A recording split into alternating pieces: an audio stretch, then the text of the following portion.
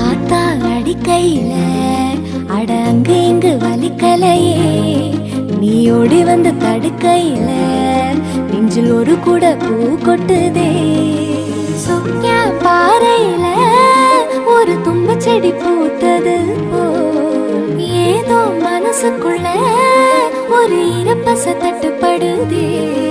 என் கண்ணு முன்ன நெஞ்சு வழுகுதே, என் கண்ணு வழி உசிர் ஒழுகுதே.